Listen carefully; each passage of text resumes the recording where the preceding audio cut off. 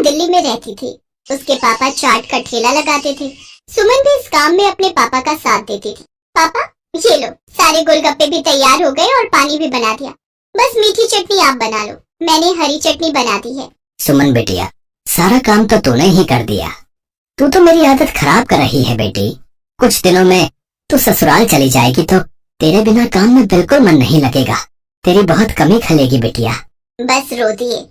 सुमन, अब तू ही अपने पापा को संभाल। थोड़ी थोड़ी देर में मन भारी कर लेते हैं। पापा, मैं आपको छोड़कर कहीं नहीं जाऊंगी। मुझे ये शादी नहीं करनी। मैं भी आपके और माँ के बिना नहीं रह पाऊंगी। पापा नहीं बेटिया, ऐसे नहीं कहते। बेटियों को अपने ससुराल जाना ही होता है। केशव बहुत अच्छा लड़का है, तो ससुराल में बहुत खुश रहेगी। सुमन की शादी सूरत में तय हो गई थी। 1 महीने बाद सुमन की शादी थी, इसीलिए सुमन अपने माता पिता से दूर दूसरे शहर जाते थोड़ा उदास थी। सुमन बड़ी थी और एक छोटा भाई था जो अभी पढ़ रहा था। धीरे धीरे 1 महीना बीत गया और सुमन की शादी का दिन आ गया। सुमन के माता पिता उसे राजी खुशी डोली में विदा करते हैं। शादी के बाद सुमन दिल्ली से सूरत अपने ससुराल आ जाती है। सुमन का पति केशव एक गैराज में गाड़ियों की मरम्मत करता था। सुमन समझदार थी, उसने आते ही पूरे घर को संभाल लिया। बस बहू, मैं और रोटी नहीं लूंगी, केशव को दे दे। बस एक ही रोटी देना, पेट में बिल्कुल भी जगह नहीं है। इतना स्वादिष्ट खाना बनाया है बहू कि मैं एक रोटी भूख से बढ़कर खा गई। कहा माँ जी, 2 निवाले की एक रोटी होती है मेरी छोटी छोटी। अब मैं आ गई हूँ ना, तो रोजाना आपको ऐसे ही गरम गरम मेरे हाथ का बना भोजन खाना होगा। कोई बहाना नहीं चलेगा। हमारे तो भाग्य खुल गए बहू, जो तुम हमारे घर में बहू बनकर आई। जीती रहो। सुनिए, मैंने आपका टिफिन पैक कर दिया है, ये लीजिए। बस मैं 2 मिनट में आई। ठीक है, मैं बाहर तब तक मोटरसाइकिल निकालता हूँ। माँ जी, और क्या क्या राशन लाना है? बस यही बहू जो लिखवाए है, बाकी तुम अपने लिए जो चाहो खरीद लेना। ठीक है, मैं थोड़ी देर में लौटती हूँ। सुमन केशव के साथ मोटरसाइकिल पर बाजार चली जाती है। सुमन, कहो तो गैराज बाद में चला जाऊंगा। तुम अकेले घर सामान लेकर कैसे जाओगी? अरे आप चिंता मत करो, मैं ऑटो ले लूंगी। केशव सुमन को बाजार में छोड़कर गैराज जाने लगता है। तभी उसकी मोटरसाइकिल के आगे कहीं से एक पत्थर आ जाता है। केशव की मोटरसाइकिल लड़खड़ा जाती है और वो बहुत तेज गिरता है। केशव को काफी चोट आ जाती है। सुमन कुछ ही दूरी पर थी। हे ईश्वर, ये क्या हो गया? भाई साहब, थोड़ी मदद कीजिए। चिंता मत करो बहन जी, सब ठीक हो जाएगा। कुछ लोग सुमन की मदद करते हैं और केशव को बराबर के अस्पताल में ले जाते हैं। डॉक्टर केशव का इलाज करता है। कुछ देर बाद केशव को आराम मिलता है। ज्यादा गंभीर चोटें तो नहीं थी, पर केशव के पैर की हड्डी टूट गई थी।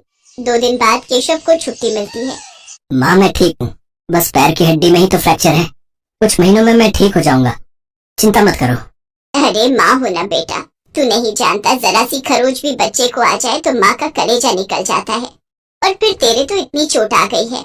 अब तो कुछ दिन के लिए गैराज भी नहीं जा सकता। जाना भी नहीं है, डॉक्टर ने अभी 6 महीने रेस्ट के लिए बोला है।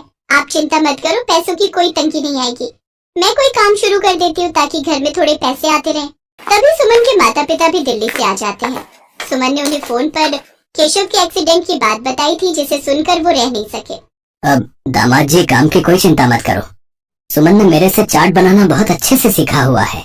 सुमन बेटिया, तू यहाँ सूरत में दिल्ली वाले गोलगप्पे शुरू कर, वो तो बहुत अच्छे बनाती है। कुछ दिन मैं यहाँ रुक जाता हूँ, जब काम सेट हो जाएगा तब मैं वापस चला जाऊंगा। हाँ पापा, ये ठीक रहेगा। दिल्ली वाले गोलगप्पे यहाँ बहुत अच्छे चलेंगे। हमारे इधर आसपास किसी ने भी दिल्ली वाले गोलगप्पे का काम नहीं शुरू किया हुआ। केशव बेटा, आप सारी चिंता छोड़ दो। पापा और मैं कुछ दिन अब यहीं रहेंगे। शुक्रिया माँ, शुक्रिया पापा, आपने मुझे बहुत हिम्मत दी है। ऐसी बहू और ऐसे समधी सचमुच बहुत नसीब वालों को मिलते हैं। सुमन की सास की आंखों में आंसू आ जाते हैं। केशव को भी अपने सास ससुर के आने के बाद बहुत हिम्मत मिल गई थी। सुमन अपने पापा के साथ सूरत में गोलगप्पे का ठेला शुरू करती है, जिसके ऊपर लिखा था दिल्ली वाले गोलगप्पे। गोलगप्पे के दीवाने तो बहुत लोग हैं और सूरत में तो पानी पूरी के सभी दीवाने हैं। ये देखकर सुमन और उसके पापा ने गोलगप्पे का स्टॉल लगा दिया। उनके बने गोलगप्पे बहुत पसंद किए जाने लगे। सुमन बेटिया, मुझे पता है अब तुम काम अकेले संभाल लोगी। अब हमें चलना चाहिए। सूरज भी अपनी बुआ के घर बहुत दिन से रुका हुआ है। वो उन पर बोल रहा था कि हमारे बिना उदास हो रहा है। हाँ पापा, सूरज बहुत दिन अकेला रुक गया और आपको दिल्ली का भी तो काम संभालना है। वो भी बहुत दिनों से बंद पड़ा है। अब तो मैं सब कुछ संभाल लूंगी, आप मेरी चिंता मत करो। सुमन के माता पिता वापस दिल्ली लौट जाते हैं। उन्हें आए हुए भी बहुत समय हो गया था। अब सुमन अकेली रोजाना गोलगप्पे का ठेला लगाने लगी। वो रोजाना सुबह उठकर गोलगप्पे और बाकी का सामान तैयार करती और बाजार निकलती। कुछ भी कहो सुमन दीदी, आपके गोलगप्पे का जवाब नहीं है। हम सारी सहेलियां रोजाना शाम को स्पेशली मार्केट आपके गोलगप्पे खाने के लिए आती हैं। हाँ सुमन दीदी, ये तो सच है। बहुत टेस्टी गोलगप्पे होते हैं आपके, साथ में खट्टा मीठा पानी। बहुत बढ़िया बनाती हो आप। बस आप सब ग्राहक तारीफ कर देते हो, मुझे काम करने में और प्रेरणा मिलती है। ये लो, इसी बात पर 2 गोलगप्पे फालतू खाओ। सुमन रोजाना ऐसे ही शाम के समय बाजार में ठेला लगाती थी। धीरे धीरे सुमन के गोलगप्पे पूरे सूरत में फेमस होने लगे। अब तो उसे शादियों और पार्टी के भी ऑर्डर मिलने लगे। इस काम में सुमन की सास भी उसकी मदद करती थी। कहीं भी शादियों और पार्टी के ऑर्डर मिलते तो सुमन अपनी सास के साथ जाती और वहाँ पर अपना स्टॉल लगाती। स्टॉल पर दिल्ली वाले गोलगप्पे लिखा देखकर लोगों की भीड़ सबसे पहले वहीं पर टूटती थी। बहुत अच्छे पैसे कमा लिए सुमन ने। फिर एक दिन सुमन केशव और अपनी सास से बोली, सुनो, अब तो तुम्हारी तबीयत में थोड़ा सुधार हो गया है। मैं सोच रही हूँ तुम गैरेज का काम छोड़ दो, हम गोलगप्पे की एक दुकान खोल लेते हैं। अब तो हमारे पास अच्छे पैसे इकट्ठे हो गए, हम कुछ कारीगर भी रख लेंगे। सुमन, तुमने तो मेरी पूरी जिंदगी बदल दी। कहते हैं एक आदमी की सफलता में एक औरत का हाथ होता है, और तुमने तो मेरा बहुत साथ दिया है। तुम जैसा चाहती हो हम वैसा ही करेंगे। जीते रहो मेरे बच्चों। सुमन की मेहनत से सब कुछ अच्छा होने लगा। केशव और सुमन बाजार में किराए पर एक दुकान ले लेते हैं, जहाँ पर वो अपने साथ साथ कुछ कारीगर भी रखते हैं जो इस काम में उनकी मदद करते थे। कहते हैं परिस्थितियां तो जीवन में आती जाती रहती हैं। परिस्थितियों से डरकर नहीं, बल्कि परिस्थितियों का मुकाबला करके ही जीवन को सरल बनाया जा सकता है। जो व्यक्ति संघर्षों से लड़ता है वही ऊंचे मुकाम प्राप्त करता है, जैसा सुमन ने किया। वो परेशानियों से डरी नहीं, बल्कि उनसे बचने का रास्ता ढूंढा।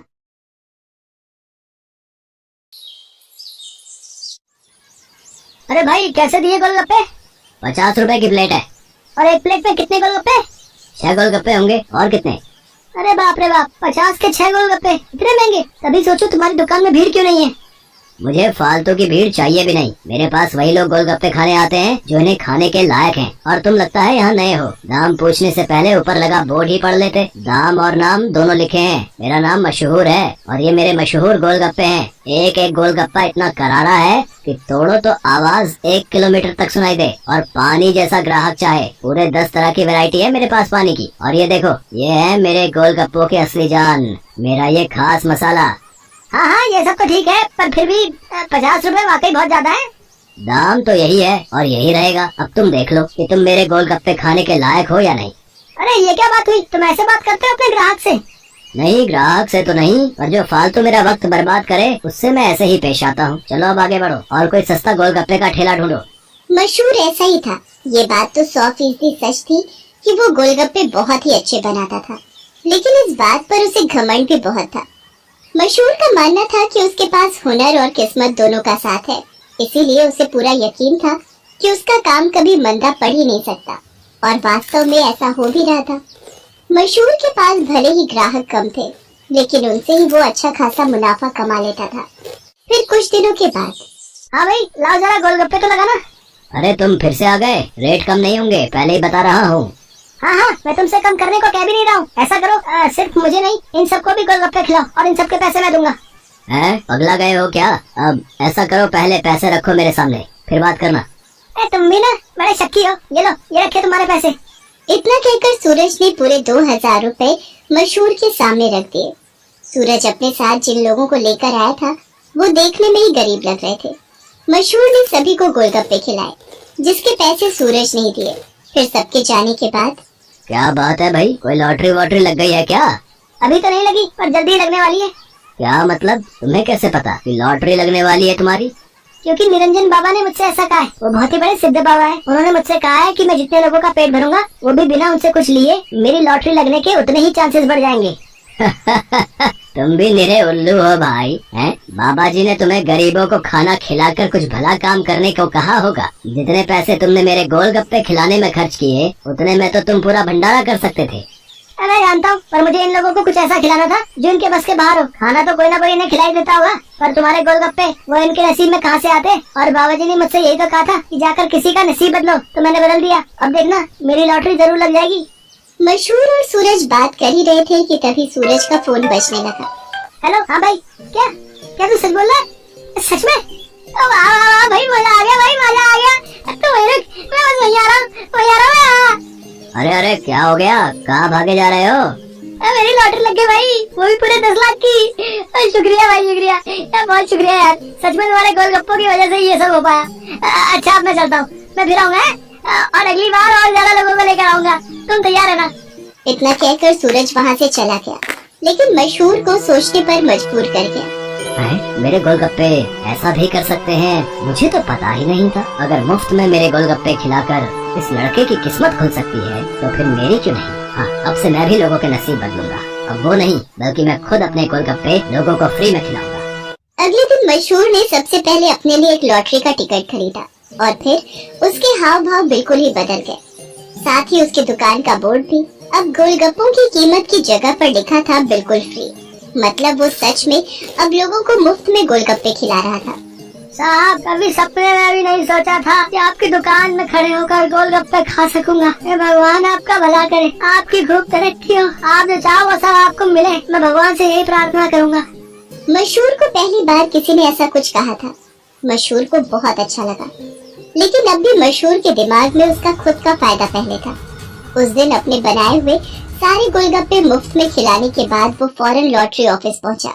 मशहूर चंद, हाँ मुबारक हो, आपको इनाम मिला है पूरे 10,000 का। क्या सिर्फ 10,000? और पहला इनाम तो 10 लाख का था। हाँ तो वो पहला इनाम भी तो है। आपकी किस्मत इतनी भी अच्छी नहीं है, शुक्र मनाइए कि 10,000 तो मिले। मशहूर इनाम के 10,000 लेकर अपने घर वापस आ गया। वो उदास था और नाराज भी। क्या हुआ जी, लॉटरी लगी क्या? लगी भी और नहीं भी, ये देखो 10,000 मिले हैं। अरे वाह, तो फिर आप उदास क्यों? आपको तो खुश होना चाहिए ना। अरे पर 10,000 से क्या होता है, इतने में तो 4-5 दिनों में अपनी दुकान से ही कमा लेता हूँ। उस लड़के को तो पहला इनाम मिला था, वो भी पूरे 10 लाख का, और उसने तो इतने कम गोलगप्पे खिलाए थे। मैंने तो अपने सारे गोलगप्पे मुफ्त में खिला दिए, फिर भी मुझे क्या मिला और उसे क्या मिला? ओफो, ये सब क्यों सोच रहे हो आप? आपने जितने भी गोलगप्पे मुफ्त में खिलाए उनकी लागत तो निकल गई ना, बोलो। हाँ, उससे तो ज्यादा ही हैं ये पैसे। तो फिर आपको नुकसान थोड़ी ही हुआ है जो ऐसे मुंह लटका कर बैठे हो। 4-5 दिनों में जितना कमा पाते वो एक ही दिन में मिल गया, ये कम है क्या? मशहूर को अपनी पत्नी मोहिनी की बात ठीक लगी और उसने अपना इरादा और पक्का कर लिया। उसने आगे भी लोगों को फ्री गोलगप्पे खिलाना जारी रखा और हर रोज लॉटरी का टिकट खरीदना भी, कभी कम तो कभी ज्यादा, लेकिन हर रोज मशहूर का कुछ न कुछ इनाम जरूर निकलता था, जिससे मशहूर का हौसला और भी मजबूत होने लगा। इसके साथ ही मशहूर को अब ये सब करने में बहुत खुशी भी मिल रही थी। हर रोज लोगों के मुस्कुराते चेहरे उसकी दुकान से लौटते थे। उसके गोलगप्पे ना जाने कितने मायूस चेहरों की मुस्कान बन रहे थे। फिर एक दिन, अरे मशहूर भाई, ये क्या है? ये कमाल कब से हो गया? बस तुम्हारे जाने के बाद से ही। लेकिन माफ करना भाई, अब तुम फ्री में गोलगप्पे नहीं खिला पाओगे किसी को, क्योंकि ये काम अब मैं करता हूँ और लॉटरी भी मेरी ही लगती है। हाँ, तुम्हारे जितना बड़ा इनाम तो नहीं लगा अब तक, पर मुझे उम्मीद है कि कभी न कभी वो कमाल भी हो ही जाएगा। मशहूर की बात सुनकर सूरज मुस्कुरा दिया और उसने अपनी जेब से अपना विजिटिंग कार्ड निकालकर मशहूर को दिया और उससे बोला, कोई बात नहीं, ये मेरा कार्ड रख लो। अब लॉटरी का टिकट जब भी खरीदना हो तो बस मुझे फोन कर देना, ऑफिस तक आने की जरूरत नहीं पड़ेगी। सूरज के विजिटिंग कार्ड पर उसी लॉटरी ऑफिस का पता लिखा था जहाँ से मशहूर हर रोज लॉटरी की टिकट खरीदता था। असल में वो ऑफिस सूरज का ही था और उसी की वजह से हर रोज मशहूर का कोई न कोई इनाम जरूर निकल रहा था। कार्ड देखते ही मशहूर सारी बात समझ गया। उसने सूरज के सामने हाथ जोड़ते हुए कहा, मैं ये बिल्कुल नहीं पूछूंगा कि तुमने ये सब क्यों किया, क्योंकि शायद मैं जानता हूँ। बहुत बहुत शुक्रिया भाई, मुझे ये एहसास कराने के लिए कि ज्यादा पैसे कमाने से जरूरी है दुआएं कमाना, लोगों को खुशियाँ बांटना, जो मेरे गोलगप्पे बहुत आसानी से कर सकते हैं। इसके बाद मशहूर ने कभी लॉटरी का टिकट नहीं खरीदा, बल्कि वो फिर से अपने गोलगप्पे बेचने लगा। लेकिन उसके गोलगप्पों का दाम पहले से बहुत कम था, जिसकी वजह से अब हर कोई उसके स्वादिष्ट गोलगप्पों का मजा ले पा रहा था। अब भले ही मशहूर के गोलगप्पे थोड़े सस्ते थे, लेकिन ग्राहक पहले से कहीं ज्यादा थे, मतलब मुनाफा भी पहले से ज्यादा ही था। इसके साथ ही मशहूर ने फ्री गोलगप्पे खिलाना भी नहीं छोड़ा। आखिर के 10-20 गोलगप्पे वो जरूर गरीबों को मुफ्त में खिलाता था, क्योंकि अब उसे गोलगप्पों के साथ साथ